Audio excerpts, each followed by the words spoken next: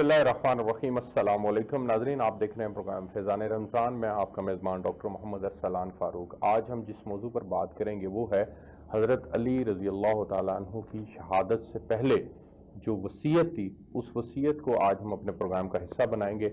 आप रज़ी अल्लाह तआला अन्हु को 19 रमज़ान मुबारक को ज़रब लगी थी और 21 रमज़ान मुबारक की आपकी शहादत हुई थी। तो ये 3 दिन का जो वक्त है, इसमें जो आपने वसीयतें की हैं उनमें से चंद एक वसीयतें जो हैं वो पर्टिकुलरली बड़ी इंपॉर्टेंट हैं, जो इस वक्त प्रोग्राम का हम हिस्सा बनाएंगे। वैसे तो हज़रत अली रज़ी अल्लाह तआला अन्हु की पूरी ज़िंदगी अगर उठा के देखें, उन्होंने जितने हिकमत और बसीरत और दानाई और आप जो बाबुल इल्म कहलाए और आपने जो काज़ी उल क़ज़ा होने के नाते जो फैसले दिए और आपकी पूरी ज़िंदगी जो है वो इस बात का नमूना हयात है आज के मुसलमान के लिए। अगर वो उसको अमली तौर पर अपनी ज़िंदगी का हिस्सा बनाए तो यकीनन वो कामयाबियों कामरान ठहर सकता है। लेकिन पर्टिकुलरली आज हम उस वसीयत के ऊपर बात करेंगे। हज़रत अली रज़ी अल्लाह तआला अन्हु फरमाते हैं हसन और हुसैन रज़ी अल्लाह तआला अन्हुमा से, मैं तुम दोनों हसन और हुसैन को वसीयत करता हूँ कि तक़वाए इलाही इख्तियार किए रहना और दुनिया तुम्हारी कितनी ही तलबगार हो, तुम दुनिया के तलबगार ना बनना और दुनिया की जिस चीज से तुम्हें महरूम कर दिया जाए इसका गम ना खाना। जो कहो हक की हमायत में कहो और जो अमल करो अजरे इलाही के लिए करो, जालिम के मुखालिफ और मजलूम के मददगार रहो। मैं तुम दोनों को और अपनी तमाम औलाद को और अपने कुंबा को और जिसके पास भी ये मेरी तहरीर पहुंचे वसीयत करता हूं कि अल्लाह का तकवा इख्तियार करे, अपने हर काम में नज्म व ज़ब्त का ख्याल रखें और बाहमी ताल्लुकात दुरुस्त रखें, क्योंकि मैंने तुम्हारे नाना हजरत मोहम्मद मुस्तफ़ा सल्लल्लाहु अलैहि वसल्लम को इरशाद फरमाते हुए सुना है कि लोगों के दरमियान इस्लाह करना 1 साल नमाज रोजे से अफजल है। देखो, यतीमों के बारे में अल्लाह को याद रखो, ऐसा ना हो कि इन्हें फाका करना पड़े और ऐसा ना होने पाए कि वो तुम्हारे सामने कसम पुरसी की हालत में जाया हो जाएं। और खुदा से डरते हुए अपने पड़ोसियों के हकूक का ख्याल रखना, क्योंकि वो तुम्हारे नबी की वसीयत के मिस्दाक हैं। आप बराबर इनके बारे में वसीयत और नसीहत फरमाते रहे, यहां तक कि हमें गुमान हुआ कि आप इन्हें हक के वरासत भी अता करने वाले हैं। और देखो, कुरान के बारे में खुदा को ना भूलना, ऐसा ना हो कि और लोग इसके अहकाम पर अमल करने में तुमसे आगे निकल जाएं। नमाज के बारे में अल्लाह से डरते रहो, क्योंकि ये तुम्हारे दीन का सतून है। और खुदारा अपने परवरदिगार के घर को जब तक जीते रहो खाली ना छोड़ना, क्योंकि अगर इसे छोड़ दिया गया तो तुम्हें मोहलत नहीं मिलेगी और बला में गिरफ्तार हो जाओगे। और खुदा की राह में माल जान और जुबान से जिहाद करने के बारे में खुदा को याद रखना, बाहमी ताल्लुकात को इस्तवार रखना और आपस की दाद और दहश में फर्क ना आने देना। खबरदार, ना एक दूसरे से पीठ फेरना, ना एक दूसरे से अलग रहना, अमर बिल मारूफ और नहीं अनिल मुनकर को तर्क ना करना, वरना बदकार लोग तुम पर मुसल्लत कर दिए जाएंगे। फिर दुआएं भी मांगोगे तो कबूल ना होंगी। फिर इरशाद फरमाया, ए औलाद अब्दुल मुत्तलिब, खबरदार ऐसा हरगिज ना होने पाए कि मेरे कत्ल का बदला लेने के लिए तुम मुसलमानों का खून बहाने लग जाओ। याद रहे कि मेरे किसास के तौर पर सिर्फ मेरे कातिल ही को कत्ल करना, इसकी जरबत से अगर मेरी मौत वाक़या हो जाए तो कातिल को एक जरबत के बदले एक ही जरबत लगाना। और देखो, इस शख्स की लाश मसला ना की जाए, नाक कान और इसके दूसरे अज़ा ना काटे जाएं, क्योंकि मैंने रसूल खुदा सल्लल्लाहु अलैहि वसल्लम को फरमाते हुए सुना है कि खबरदार किसी की लाश को मसला ना करना, अगरचे काटने वाला कुत्ता ही क्यों ना हो। ये है वो वसीयत जो हजरत अली रजी अल्लाह तआला अन्हु ने शहादत से पहले अपने बच्चों को की थी।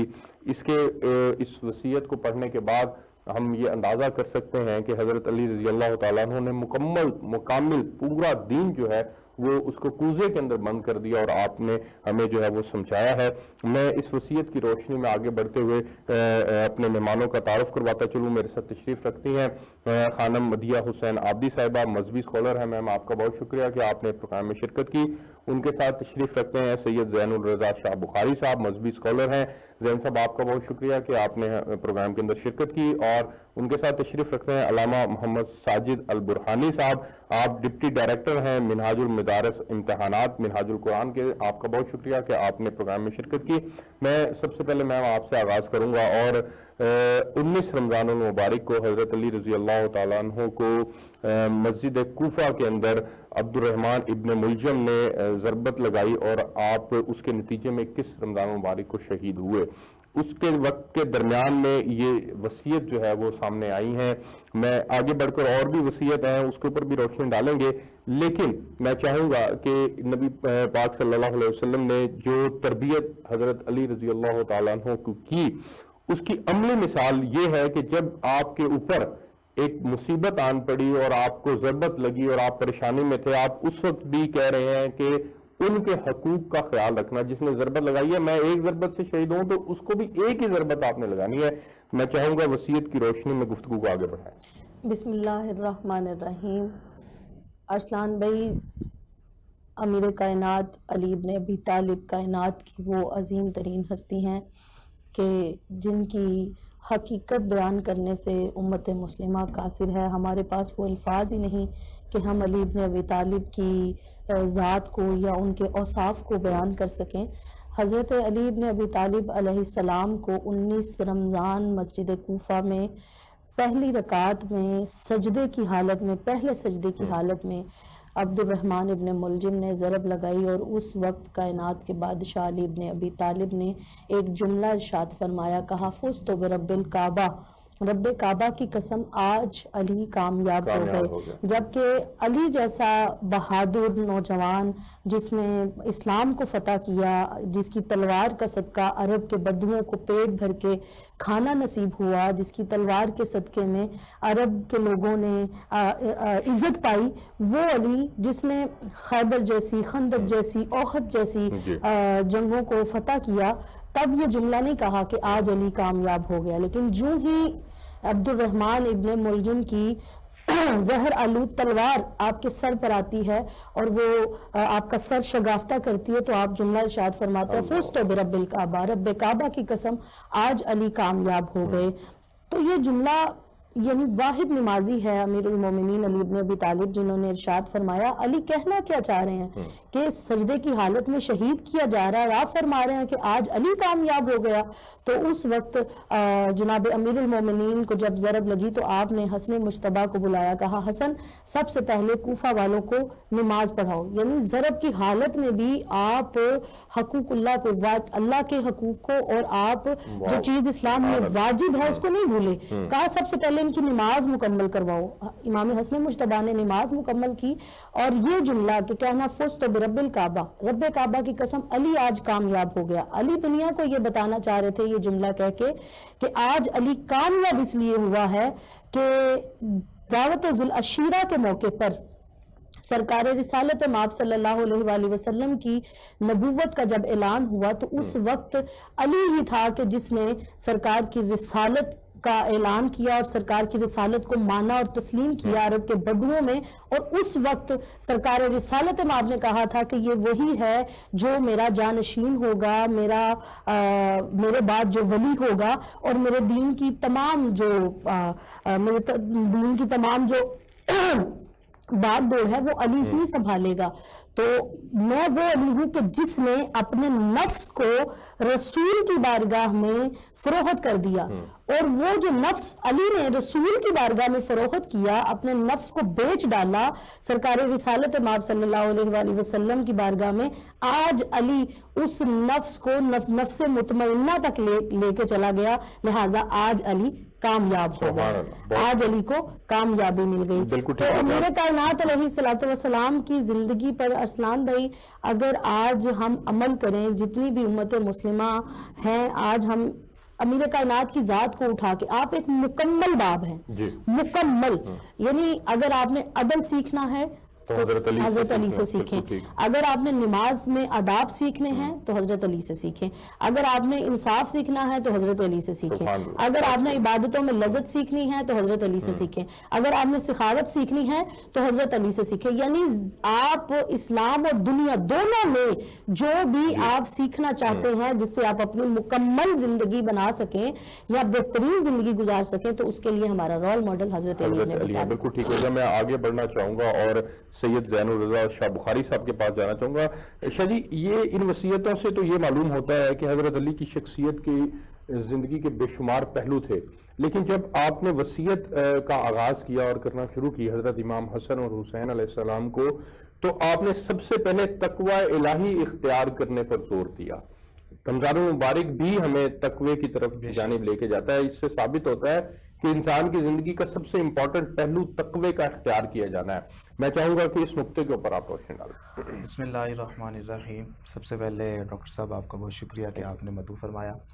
اور آج جس شخصیت کے حوالے سے ہم ذکر کر رہے ہیں اور جن کی تعلیمات اور جن کی وصیت کے پہلوؤں کو ہم ذکر کر رہے ہیں، یقین جانیے کہ یہ وہ شخصیت ہیں کہ جن کے بارے میں جس طرح آپ نے وصیت پڑھ کر سنائی اور آپ کی وصیت کا ہر لفظ جو تھا وہ علم کا، حکمت کا سمندر تھا، اور ہر لفظ جو تھا وہ پیغام دے رہا تھا کہ آؤ اللہ رب العزت کے ساتھ جڑ جاؤ. تو وہ شخصیت سرکار دو عالم صلی اللہ علیہ وسلم نے ان کے بارے میں فرما دیا تھا کہ میں دار الحکمت ہوں اور علی اس کا دروازہ ہے. ایک حدیث پاک میں ہے کہ میں مدینۃ العلم ہوں، علی اس کا دروازہ ہے. تو جس کا سرکار دو عالم صلی اللہ علیہ وسلم جو شہر ہیں اور حضرت علی المرتضیٰ رضی اللہ تعالی عنہ جس ذات کی جو ہے وہ دروازہ بنے، تو حضرت علی المرتضیٰ رضی اللہ تعالیٰ عنہ کے علم کے بارے میں اور آپ کی حکمت اور دانائی کے بارے میں کون اندازہ کر سکتا ہے. اب حضرت علی المرتضیٰ رضی اللہ تعالیٰ عنہ نے جس طرح تقوی کی طرف اشارہ فرمایا، اب دیکھیے کہ قرآن پاک میں 12 مقامات پر تقوی کی طرف اشارہ کیا گیا. اگر ہم سورۃ البقرہ سے اگر ہم آغاز کریں کہ ذالک الکتاب لا ریب فیہ ھدی للمتقین، کہ یہ جو قرآن کریم ہے، یہ جو کتاب ہے، یہ متقین کے لیے اس میں ہدایت ہے. اب وہ متقین کون کون سے ہیں کہ الذین یؤمنون بالغیب، کہ جو غیب پر ایمان لاتے ہیں، ویقیمون الصلاۃ، وہ نماز قائم کرتے ہیں، ومما رزقناہم ینفقون، اور پھر وہ اس میں سے جو اللہ تعالیٰ نے انہیں دیا ہے خرچ کرتے ہیں. پھر اسی طرح رمضان المبارک کی جب فضیلت بیان ہوئی تو اس میں بھی فرمایا گیا کہ شہر رمضان الذی انزل فیہ القرآن. تو یہاں پر بھی جو ہے وہ رمضان المبارک کے حوالے سے جب بات ہوئی تو آخر میں آیت کے آخر میں فرمایا گیا کہ لعلکم تتقون، تاکہ تم تقوی اختیار کرو. اب یہ جو تقوی ہے یہ کیا ہے؟ تقوی ہے کہ انسان کا اپنے آپ کو ہر قسم کی برائی سے بچا لینا، چاہے وہ جھوٹ ہے، چاہے وہ چوری ہے، چاہے وہ زنا ہے، چاہے وہ بدکاری ہے، کسی بھی قسم کی کوئی بھی بدکاری ہے، کوئی بھی ایسی بری عادت ہے، اس سے اپنے آپ کو جو ہے وہ بچا لینا، یہ تقوی ہے. اور ہمارے بزرگان جو دین ہے، ہمارے جو اولیاء گزرے ہیں، ہمارے صحابہ کرام، سرکار دو عالم صلی اللہ علیہ وسلم کی جو ذات ہے وہ بہت زیادہ تقوی اختیار کیا کرتی، اللہ رب العزت کو بارہا یاد کیا کرتے. آپ صلی اللہ علیہ وسلم تو اس قدر تقوی اختیار فرمایا کرتے کہ پوری رات جو ہے وہ آپ کی سجدے کے اندر گزر جایا کرتی اور اللہ کو یاد کرتے گزر جایا کرتی. اور پھر سورۃ المزمل جب نازل ہوئی تو فرمایا کہ اے محبوب کہ آپ جو اتنا قیام کرتے ہیں تو رات کا آدھا حصہ یا اس سے کم حصہ قیام فرما لیا کرے. اور پھر اسی طرح حضرت فاطمہ الزہرا سلام اللہ علیہا، آپ کی اگر سیرت دیکھیں تو آپ بھی تقوی کا پہاڑ تھی کہ آپ پوری رات سجدہ کرتی اور پھر ہر لمحہ جو ہے وہ ایسا عمل اختیار کرتی کہ جو رسول اللہ کو راضی کرے اور اللہ کو راضی کرے. اور پھر سیدنا علی المرتضیٰ رضی اللہ تعالیٰ عنہ کے تقوی کی ایک ہی مثال دے دیتا ہوں، کیونکہ حضرت علی المرتضیٰ کا جو سب سے بڑا تعارف ہے وہ آپ کی شجاعت و بہادری ہے کہ جس طرح آپ دشمنوں کے ساتھ لڑا کرتے تو ایک وقت وہ بھی آتا ہے کہ آپ دشمن کو بچھاڑ لیتے ہیں، اس کے اوپر آپ سوار بھی ہو جاتے ہیں تو وہ آپ کے چہرہ مبارک پر تھوک دیتا ہے معاذ اللہ. تو حضرت علی المرتضیٰ رضی اللہ تعالیٰ عنہ آپ اس کو معاف فرما دیتے ہیں. تقوی اس میں کیا آپ فرماتے ہیں کہ میں نے تجھے اس لیے چھوڑا ہے کہ یہ جو اب اس کے اندر جو تو نے مجھے تھوکا ہے اس کے اندر شاید کہ میرا غصہ شامل ہو جائے. تو آپ نے اس سے اجتناب کرتے ہوئے کہ جو بھی کام کرنا ہے وہ اللہ رب العزت کی رضا کے لیے کرنا ہے، تو اگر اس میں اپنی رضا شامل ہو گئی تو وہ جو مقصد ہے جہاد کا وہ فوت ہو جائے گا.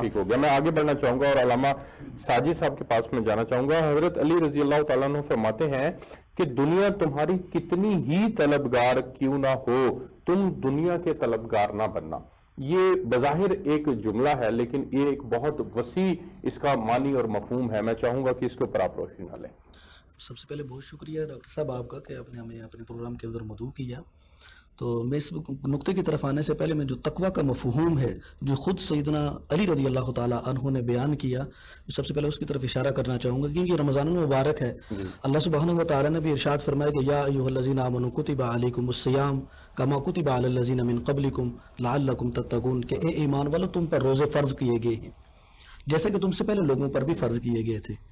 اور روزے فرض کرنے کا مقصد تم پر اور جو تم سے پہلی قومیں تھیں ایک ہی تھا، لعلکم تتقون، کہ تم اللہ کا تقوی اختیار کر سکو. تو یہ جو تقوی ہے بیسیکلی یہ وقا سے نکلا ہے. وقا کا معنی ہوتا ہے کہ اپنے آپ کو بچا لینا، اپنے آپ کو ایک محفوظ کر لینا. اور اس کا مختلف علماء نے بھی اس کے مختلف معنی بیان کیے، لیکن سیدنا علی رضی اللہ تعالی عنہ نے جو تقوی کا بڑا خوبصورت اور واضح اس کا معنی بیان فرمایا ہے. تو آپ فرماتے ہیں کہ تقوی کا معنی یہ ہے کہ ایک کانٹے دار جھاڑی ہے اور وہ رستے میں پڑی ہوئی ہے اور آپ کا اس رستے سے گزرنا بھی لازمی ہے.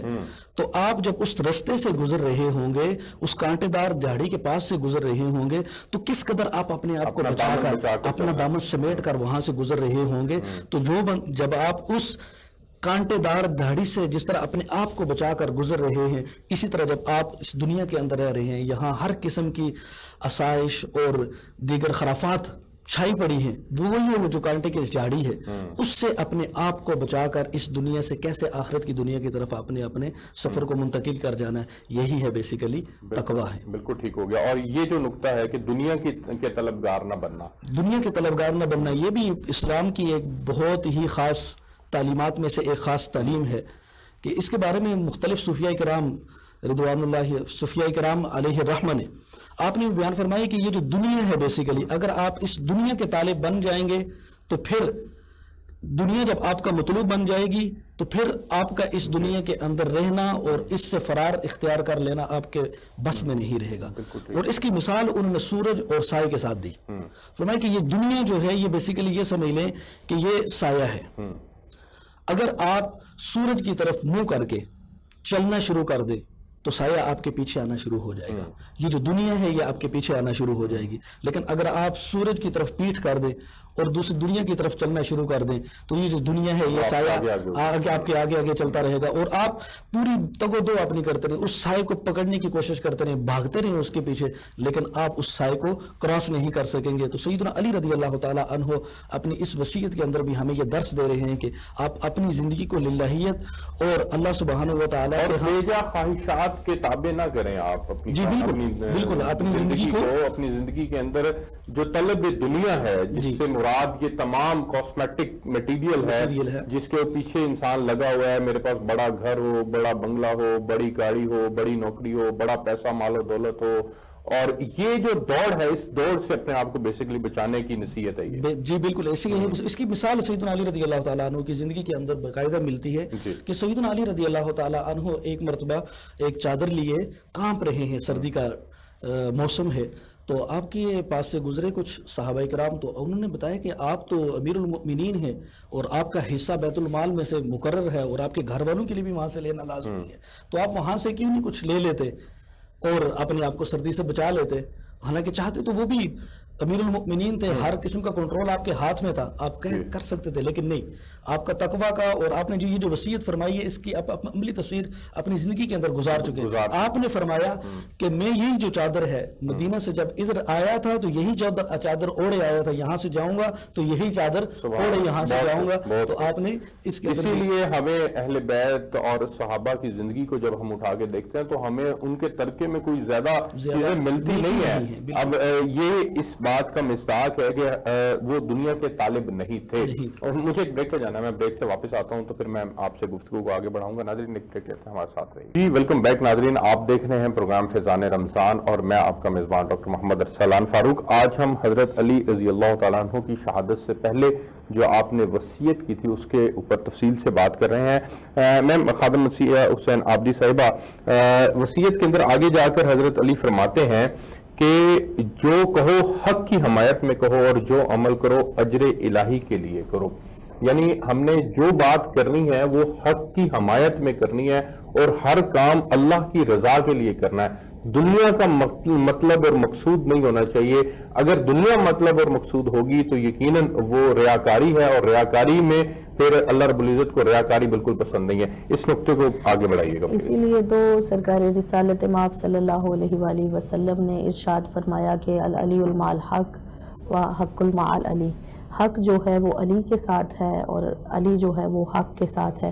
اور پھر آگے ارشاد فرمایا کہ یا اللہ حق کو ادھر موڑ دے جدھر علی مڑ جائے. یہ نہیں کہا کہ علی کو ادھر موڑ دے جدھر حق مڑ جائے, کہا نہیں حق کو ادھر موڑ دے جدھر علی مڑ جائے.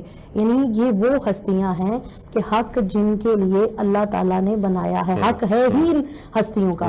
تو آپ دیکھیں کہ دنیا کے حوالے سے امیر کائنات خود ایک جملہ ارشاد فرماتے ہیں کہ یہ دنیا میرے نزدیک ایسی حیثیت رکھتی ہے جیسے چمڑے کی ٹوٹی ہوئی جوتی.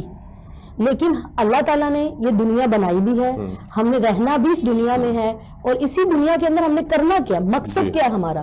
تو اس حوالے سے ارسلان بھائی یہ ہمارا پریکٹیکل ہے. جیسے ہم پورا سال پڑھتے ہیں, پورا سال پڑھنے کے بعد ہم ایگزام دیتے ہیں, اسی طرح سے اللہ تعالیٰ نے ہمیں یہ زندگی عنایت فرمائی ہے. یہ ہم پڑھ رہے ہیں, ہم تعلیم حاصل کر رہے ہیں, ہمارے ایگزام کا وقت اللہ تعالیٰ نے مقرر کیا ہے, ہم نے تب پیپر دینا ہے. اگر ہم نے کچھ پڑھا ہوگا, کچھ سیکھا ہوگا, کچھ عمل کیا ہوگا تو وہاں جا کے ہم ان ایگزام میں, ان پیپروں میں ہم پاس ہوں گے.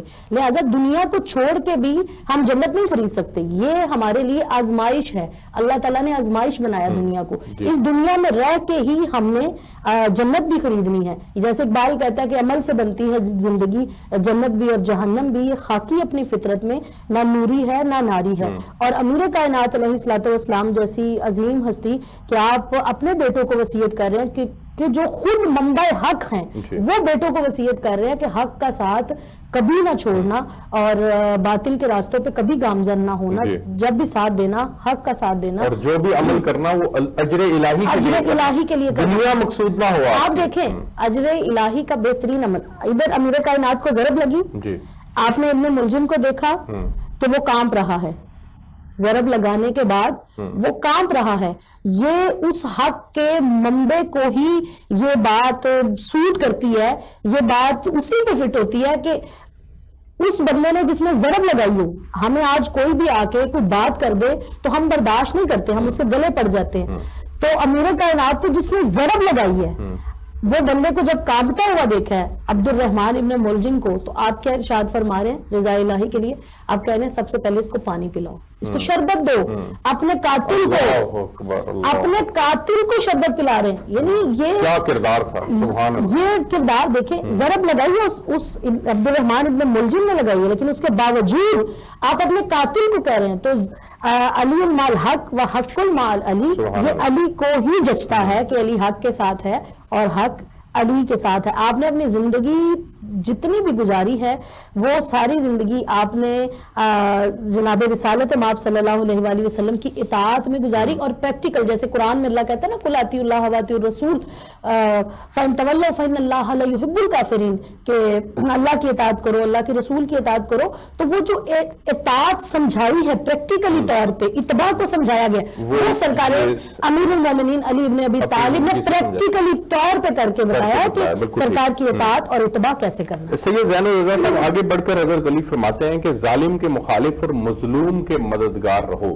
یہ کون سے ظلم کے مخالف آپ نے ارشاد فرمایا ہے, اس سے کیا مراد ہے, اور ظالم کون ہو سکتا ہے؟ وہ اسلام مسلمان بھی ظالم ہو سکتا ہے, یا یہاں پر غیر مسلموں کو مخاطب کر کے جو وہ ظلم کرتے ہیں ان کے لیے یہ کردار جو ہے مینشن کیا گیا؟ اس کے اوپر روشنی ڈالیے گا.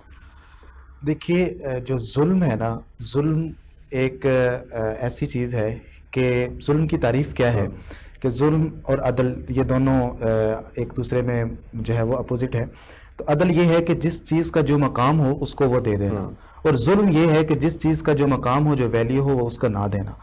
اور ظلم جو ہے حق نہ دینا, ہاں جی, کسی سے بھی صادر ہو سکتا ہے, خواہ وہ مسلم ہو یا غیر مسلم ہو. اب دیکھیے کہ قرآن پاک کے اندر بارہا وہ لوگ جو گناہ کرتے ہیں اور اللہ رب العزت کی نافرمانی کرتے ہیں ان کو بھی خالق کائنات نے اس طرف اشارہ فرمایا، بارہا فرمایا کہ جن لوگوں نے اپنی جانوں پر ظلم کیا. اور پھر ایک حدیث جو ایک مشہور روایت بھی ہے کہ سرکار دو عالم صلی اللہ علیہ وسلم نے ظالموں کو بہت زیادہ ناپسند فرمایا. اور اگر جس طرح میں قرآن پاک کی آیت کا ذکر کر رہا تھا تو اس میں بھی یہ ملتا ہے کہ جب کوئی شخص اپنی جان پر ظلم کر لے تو وہ حضور صلی اللہ علیہ وسلم کی بارگاہ کے اندر آئے اور وہاں پر آ کر اپنی جو استغاثہ ہے وہ پیش کرے، تو رسول اللہ صلی اللہ علیہ وسلم جو ہے وہ اللہ کی بارگاہ کے اندر جو ہے وہ التجا کرے. اب اس حساب سے دیکھیں تو ایک تو یہ ہے کہ انسان بدعملی کرے، اپنے اعمال کو اچھا نہ کرے، یہ بھی ظلم ہے اپنے انسان کا اپنے آپ پر. پھر دوسروں کے ساتھ جو ظلم کرنا ہے وہ یہ ہے کہ آپ کسی کا حق کھا لیتے ہیں، کسی کی حق تلفی کر لیتے ہیں، کسی کو آپ مارتے ہیں، کسی کی آپ چیز چھین لیتے ہیں، یا کسی کو آپ برائی کی طرف راغب کرتے ہیں، یہ بھی ایک ظلم کے حصے میں آتا ہے. اور حضرت علی المرتضیٰ رضی اللہ تعالیٰ عنہ جیسی جو ذات ہے کہ وہ جس طرح کہ ابھی انہوں نے وصیت کے اندر اشارہ فرمایا کہ آپ نے ظلم سے بچنا ہے اور ظلم سے ظلم کے آپ نے مخالف رہنا ہے اور مظلوم کا مددگار رہنا ہے، مظلوم کی مددگار کرنی ہے. اور اگر حضرت علی بالکل حضرت علی رضی اللہ تعالیٰ عنہ کی اگر آپ زندگی کو اٹھا کر دیکھیں تو آپ ہمیشہ مظلوم کے ساتھ کھڑے ہوئے نظر آئے ہیں، غریبوں کی مدد کی ہے. حضرت امام حسن کلیئر کٹ میسج یہ بھی جاتا ہے کہ ظالم کتنا ہی طاقتور کیوں نہ ہو، اس کے روب اور دبدبے میں نہیں آنا، بلکہ اس کے سامنے اگر کھڑا ہونا پڑے تو کھڑے ہونا. بالکل بالکل جس طرح کا بھی فتنہ ہو، جیسا بھی ظالم ہو.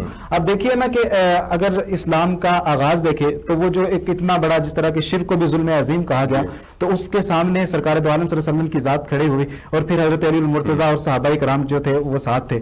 پھر سرکار دو عالم صلی اللہ علیہ وسلم کے یہ جو پیارے صحابی ہیں حضرت علی المرتضیٰ، اور آپ کی جس طرح سرکار دو عالم صلی اللہ علیہ وسلم نے تربیت فرمائی ہے، تو اسی طرح جو انہوں نے اپنے شہزادوں کی جو تربیت فرمائی ہے، حضرت امام حسن کی ذات دیکھیں، حضرت امام حسین کی ذات دیکھیں، تو یہ بھی جو غریب لوگ ہوتے تھے ان کے ساتھ بڑا پیار کرتے تھے. حضرت امام حسین کو اگر اٹھا کے دیکھیں تو وہ اس بالکل مصداق ہے کہ ظالم کے خلاف ہونا ہے اور مظلوم کا مددگار بننا ہے. تو آپ تو حق کی آواز کے لیے کربلا تک گئے تھے، ایسے تو نہیں آپ سے لگے؟ بالکل. جب یہ ائمہ کرام کے جب وصال ہوتے ہیں تو اس وقت بعد میں پتہ چلتا ہے کہ کتنے ایسے گھر ہیں کہ جن کے گھروں میں راشن پہنچ رہا ہے. یہ ائمہ کرام خود جو ہے وہ افلاس کی زندگی گزارتے ہیں، خود جو ہے وہ بالکل فاقے کرتے ہیں، سوکھی روٹی کھانی، موٹی روٹی جو توڑی بھی نہیں جا سکتی. ہاں جی بالکل، وہ خود کھانی ہے اور لوگوں کے گھروں کے اندر راشن پہنچایا کرتے ہیں. لوگوں کے گھروں کے اندر وہ جناب جو بھی ضرورت اشیاء ہوتی، بلکہ ان کو خبر ہوتی کہ کس گھر کے اندر کس شخص کو کس چیز کی ضرورت ہے. حضرت امام زین العابدین کا جب وصال ہوا تو اس وقت بھی بہت سے ایسے گھر تھے کہ جب ان کے گھر میں کھانا نہ پہنچا تو پھر انہوں نے دیکھا، انہوں نے کہ اچھا کہ ہمارے گھر کے اندر یہ پہنچانے والی شخصیت تھی. اور پھر جس طرح کے ظالموں کی مدد نہ کرنا، حضرت امام زین العابدین کا یہ ایک واقعہ ہے، کیونکہ آپ ان کی ہی آل اولاد سے ہے کہ آپ ایک دفعہ وضو فرما رہے تھے تو جو شخص وضو کروا رہا تھا وہ لونڈی تھی یا غلام تھا، تو اس سے پانی آپ کے چہرہ انور پر گر گیا. وہ تو آپ نے اس کی طرف دیکھا تو اس نے جو ہے وہ فوراً وہ آیت جو ہے والقاظمین الغیظ والعافین عن الناس اس کو پڑھنا شروع کیا. تو جب اس نے کہا کہ والقاظمین الغیظ کہ غصے کو پی جانے والے، تو آپ جو تھے وہ اپنے غصہ آپ کا ٹھنڈا ہو گیا. پھر اس نے آگے پڑھا کہ والقاظمین الغیظ والعافین عن الناس کہ لوگوں کو معاف کر دینے والے. تو آپ نے فرمایا کہ میں نے تجھے معاف کر دیا. اور پھر اس نے آگے جو واللہ یحب المحسنین کہا تھا اور آپ نے فرمایا کہ میں نے تمہیں ویسے ہی آزاد کر دیا. تو حضرت امام زین العابدین جو حضرت علی رضی اللہ تعالیٰ عنہ کے پروردہ تھے، آپ کی اولاد میں سے تھے، آپ وہ شخصیت تھے کہ آپ نے حضرت علی کا یہ جو وصیت تھی اس کا مصداق بن کر دکھایا. اس طرح حضرت امام حسن کی ذات، حضرت امام حسین کی ذات اور جتنے بھی ائمہ کرام ہیں ان کے اندر ہم دیکھتے ہیں کہ وہ معاف کرنے والا بہت زیادہ ہے اور غریبوں کے ساتھ کھڑے ہوتے تھے. اس میں کوئی شک نہیں ہے. میں آگے بڑھنا چاہوں گا اور علامہ محمد ساجد صاحب کے پاس میں جانا چاہوں گا. علامہ صاحب آگے بڑھ کر حضرت علی رضی اللہ تعالیٰ عنہ فرماتے ہیں کہ اپنے ہر کام میں نظم و ضبط کا خیال رکھنا اور اپنے باہمی تعلقات کو درست رکھنا. پھر نبی پاک صلی اللہ علیہ وسلم کی کو ارشاد فرماتے ہوئے آپ نے جو ہے وہ فرمایا کہ لوگوں کے درمیان اصلاح کرنا 1 سال نماز روزے سے افضل ہے. یہ آپ نے نبی پاک صلی اللہ علیہ وسلم کا ارشاد بھی ساتھ میں پڑھ کے سنایا. تو نظم و ضبط کا قائم رکھنا زندگی کے اندر اور باہمی تعلقات کو درست رکھنے پر زور دیا ہے. اس میں تو کوئی شک نہیں ہے کہ باہمی تعلقات جو ہمارے آپس کے تعلقات ہیں آج کے اس موجودہ معاشرے کے اندر ہم دیکھیں تو ہم تو چھوٹی چھوٹی باتوں پر لڑ پڑتے ہیں، اور ہماری زندگی میں نظم اور ضبط کا تو تصور ہی نہیں ہے، ہم مرضی کی زندگی جینا زیادہ پسند کرتے ہیں۔ تو اس کی اہمیت کے اوپر روشنی ڈالیے گا کہ آپس میں باہمی تعلقات رکھنا کتنا ضروری ہے اور نظم و ضبط کا قائم رکھنا کتنا ضروری ہے۔ بہت شکریہ۔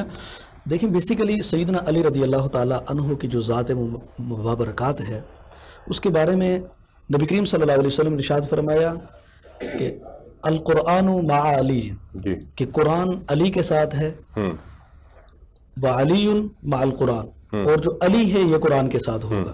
تو یہ کیسے ہو سکتا ہے کہ وہ ہستی جس کے بارے میں نبی کریم صلی اللہ علیہ وسلم یہ ارشاد فرما رہے ہیں کہ قرآن علی کے ساتھ ہے، کہ وہ کتاب جو رشد و ہدایت کا منبع ہے، جس نے پوری امت کی تعلیم مہیا کی ہوئی ہے، وہ کتاب جب سیدنا علی رضی اللہ تعالیٰ عنہ کے ساتھ ہے تو پھر سیدنا علی رضی اللہ تعالیٰ عنہ کی اپنی زندگی کے اندر اور آپ کے وصایا اور آپ سے تربیت لینے والوں کی زندگی کیوں کر نظم و ضبط اور دوسروں کے ساتھ مواخات قائم کرنے سے دور کیوں کر ہو سکتی ہے؟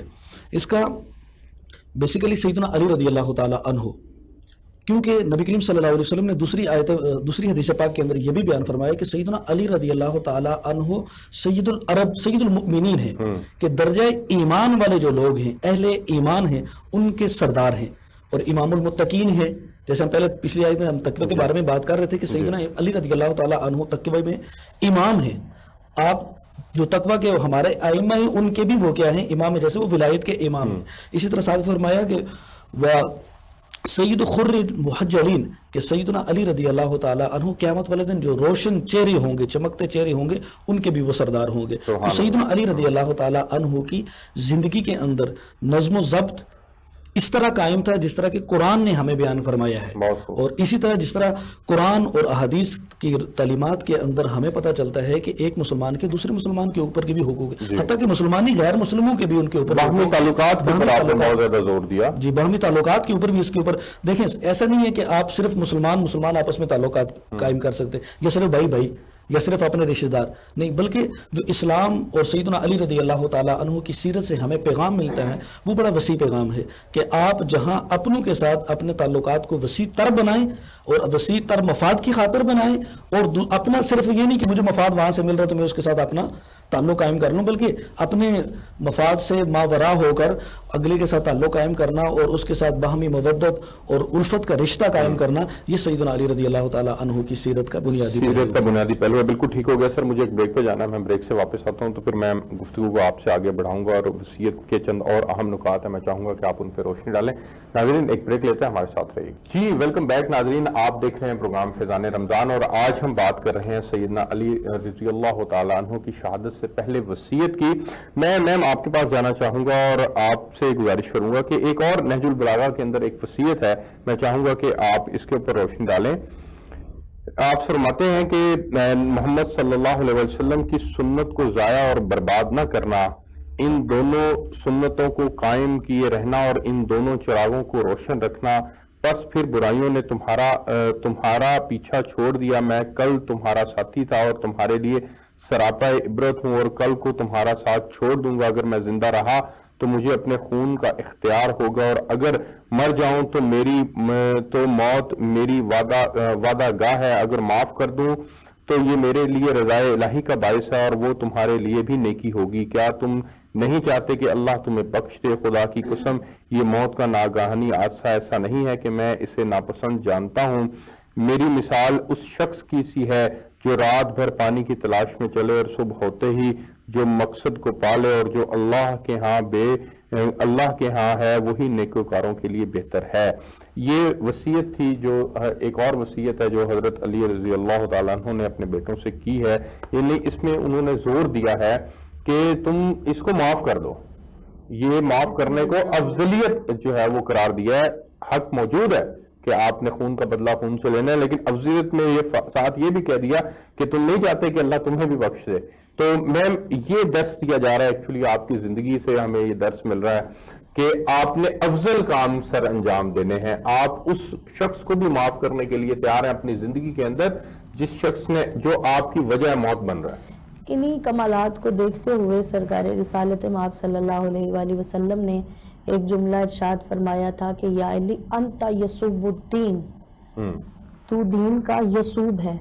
اب سوال پیدا ہوتا ہے یسوب کسے کہا جاتا ہے؟ یسوب مکھیوں میں سے، شہد کی مکھیوں میں سے وہ سردار ہوتا ہے جو مکھیوں کے آنے پہ مکھیوں کو سونگتا ہے، اور جس نے وہ رس لیا ہوتا ہے اس کو وہ جانے دیتا ہے، اور جس نے وہ رس نہیں لیا ہوتا اسے وہ اندر نہیں جانے دیتا۔ تو سرکار نے مثال دی ہے شہد کی مکھیوں کے ساتھ سرکار علی مرتضیٰ کی کہ تو میرے دین کا یسوب ہے، یعنی سردار ہے۔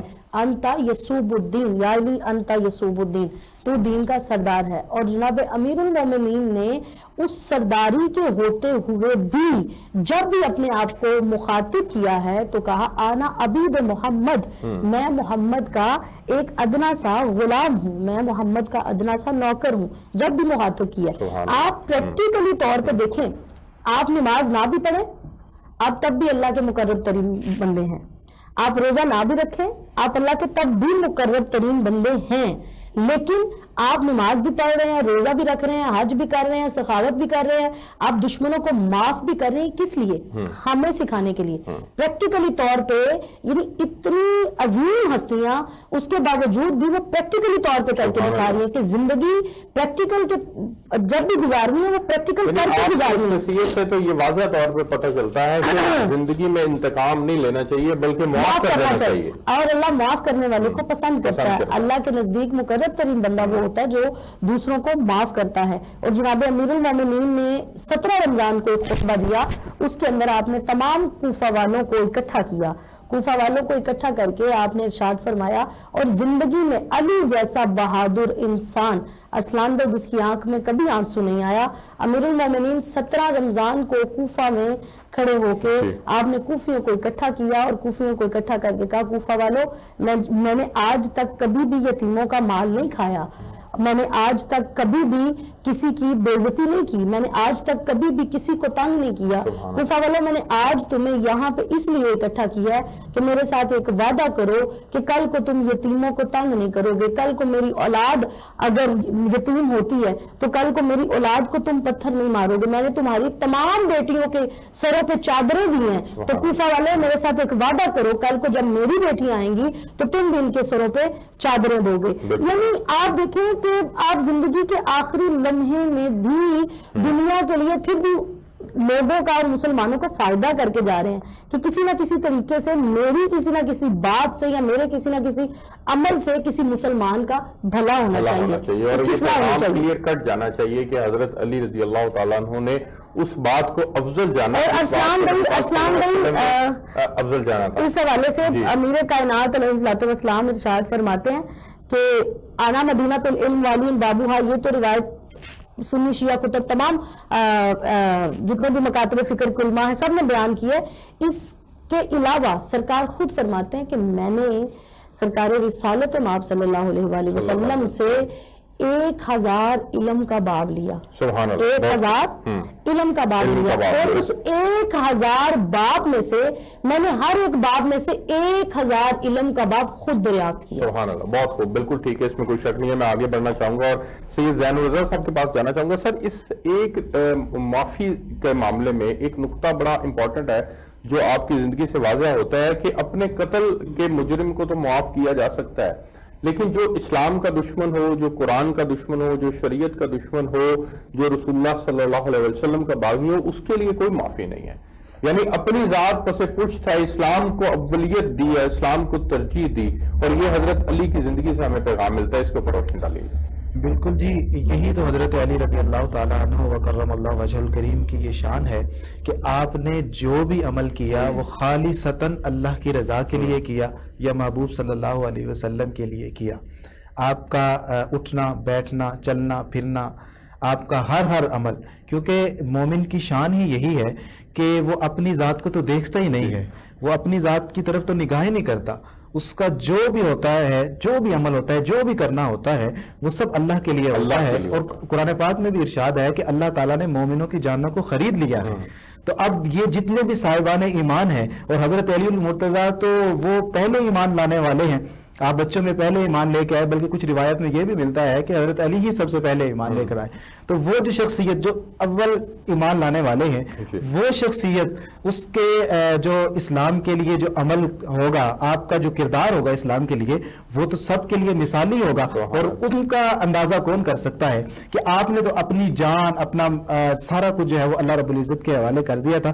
اور اسی طرح یہی جو حضرت علی رضی اللہ تعالیٰ عنہ کا جو پیغام ہے، یہ دیگر جو آپ کے متبعین ہیں، جو ماننے والے ہیں، ان کے اندر بھی نظر آتا ہے. بلکہ میں یوں کہوں گا کہ حضرت علی المرتضیٰ کا جو حقیقی ماننے والا ہے وہ یہی ہوگا کہ وہ اپنی ذات کو پس پش ڈالے اور اس کے ہر کام کے اندر اللہ رب العزت کی رضا شامل ہو. اور جو شخص اللہ رب العزت کی رضا کے لیے کام کرنے والا ہوتا ہے، خالق کائنات نے اس کے لیے بہت سارے انعامات جنت کے اندر رکھے ہوئے ہیں. اگر ہم دیکھیں کہ جس طرح کی ایک ولایت کا کنسپٹ ہے کہ اولیاء کرام کی زندگی کو دیکھیں تو ان کی زندگی میں بھی یہی چیزیں نظر آتی ہیں کہ وہ جو تقوی کا ایک پہلو ہے، جس طرح کہ آپ نے پہلے بھی مجھ سے پوچھا تھا، تو وہ تقوی بھی یہی سکھاتا ہے کہ ہم نے جو بھی عمل کرنا ہے وہ اللہ رب العزت کے لیے کرنا ہے. اور پھر اسی طرح جو حضرت علی المرتضیٰ رضی اللہ تعالیٰ عنہ سے جس طرح کی ولایت چلتی ہے کہ ولایت جس کو بھی ملتی ہے وہ حضرت علی المرتضیٰ کے در اقدس سے ملتی ہے. تو آپ دیکھیں کہ حضرت حسن بصری ہوں یا دیگر جو حضرت علی المرتضیٰ کے ماننے والے تھے، ان کی زندگی کو دیکھیں تو ان کا ایک ایک عمل اللہ رب العزت کی رضا کے لیے ہوتا ہے. اس میں کوئی شک نہیں ہے. اور آپ اور ان کے لیے میں ایک بات کر دوں کہ جس طرح کہ حضرت علی المرتضیٰ بھی صحابہ کرام میں شامل ہیں، تو ایسی شخصیات کہ جنہوں نے حضرت اللہ رب العزت کے لیے اپنے عمل کیے ہیں، ان کے بارے میں خالق کائنات نے قرآن میں فرمایا کہ رضی اللہ عنہ، کہ اللہ تعالیٰ ان سے راضی ہے اور وہ اللہ سے راضی ہیں. اور یہ جو تمغہ امتیاز ان کو ملا ہے، یہ میں سمجھتا ہوں کہ میں اور آپ یہ نہیں کہہ سکتے کہ اللہ تعالیٰ ہم سے پتہ نہیں راضی ہے. ہم بھی دین کی خدمت کر رہے ہیں، آپ بھی دین کی خدمت کر رہے ہیں، ہم نمازیں پڑھتے ہیں، روزے رکھتے ہیں اور دیگر معاملات کرتے ہیں، نیک اعمال کرتے ہیں، لیکن ہمارے پاس یہ ڈگری نہیں ہے کہ اللہ تعالیٰ ہم سے راضی ہے کہ نہیں. لیکن یہ جو شخصیات ہیں ان سے تو یقیناً رضی اللہ تعالیٰ راضی ہیں، اس میں کوئی شک نہیں ہے. میں آگے بڑھنا چاہوں گا اور آخری کے اندر میں علامہ صاحب آپ سے سوال کروں گا کہ حضرت علی کی یہ جو آخری وصیت ہے، یہ حضرت معاشرے کے قیام نو میں اس نے بڑا امپورٹنٹ کردار ادا کرتی ہے. یہ اگر آج کے اس کو معاشرے کے اوپر اس صرف اکیلی وصیت کو امپلیمنٹ کر دیا جائے تو یقیناً یہ معاشرہ جو ہے وہ نکھر کے سامنے آ سکتا ہے. یہ اس کا کردار جو ہے وہ اس کے اوپر آپ روشنی ڈالیے گا پلیز. جی، جو سیدنا علی رضی اللہ تعالیٰ عنہ کی ذات بابرکات ہے، جی، کہ جیسے کہ آپ رضی اللہ تعالیٰ عنہ کے بارے میں آ گیا کہ آپ سید العرب بھی ہیں، امام المتقین بھی ہیں، اور جو قیامت والے دن روشن چہرے والے ہوں گے ان کے سردار بھی ہیں. تو سیدنا علی رضی اللہ تعالیٰ عنہ نے جو اپنی آخری یہ وصیت فرمائی، وہ وصیت فرمائی تو اس کا ہم آج ذکر کر رہے ہیں. حالانکہ سیدنا علی رضی اللہ تعالیٰ عنہ کی وہ ذات بابرکات ہے جس کے بارے میں نبی کریم صلی اللہ علیہ وسلم نے فرمایا کہ النظر الی وجہ علی عبادہ، کہ سیدنا علی رضی اللہ تعالیٰ عنہ کے چہرہ مبارک کی طرف دیکھنا یہ عبادت شمار ہوتا ہے. اور اس کی 10 سے زائد روایات ہیں اور تقریباً 30+ جو روات ہیں انہوں نے اس حدیث کو مختلف الفاظ کے ساتھ روایت کیا ہے. تو صحابہ کرام اور اس دور کے تو وہ خوش نصیب لوگ تھے جنہوں نے سیدنا علی رضی اللہ تعالیٰ عنہ کے چہرہ مبارک کو دیکھ کر عبادت کا لطف اور مزہ اٹھایا. لیکن آج ہم اور ہمارے دیکھنے والے ناظرین اور سننے والے سامعین ان تمام کے لیے میں یہ کہنا چاہوں گا کہ بعض روایات کے اندر یہ بھی آتا ہے کہ ذکر علی عبادہ، کہ سیدنا علی رضی اللہ تعالیٰ عنہ کا ذکر کرنا یہ بھی عبادت ہے. گویا ہم ذکر یہاں بیٹھ کر سیدنا علی رضی اللہ تعالیٰ عنہ کا کر رہے ہیں. اور ان کی یہ جو وصیتیں ہیں ان کے اوپر اگر ہم آج عمل کریں تو یقیناً ہمارا معاشرہ جو ہے وہ ایک نیا معاشرہ بن سکتا ہے، ایک اچھا معاشرہ بن سکتا ہے، ایک سلجھا ہوا معاشرہ بن سکتا ہے. اور ان نصیحتوں کے اوپر عمل کریں تو ہم یقیناً انفرادی حیثیت کے اندر بھی اچھے کامل انسان بن سکتے ہیں. اس سے کوئی شک نہیں ہے. آپ تینوں مہمانوں کا بہت شکریہ. ناظرین، آپ نے پروگرام دیکھا. ہمیں یہاں سے اجازت دیجیے. آپ سے کل ایک نئے موضوع کے ساتھ ملاقات ہوگی. تب تک کے لیے اللہ کے بعد.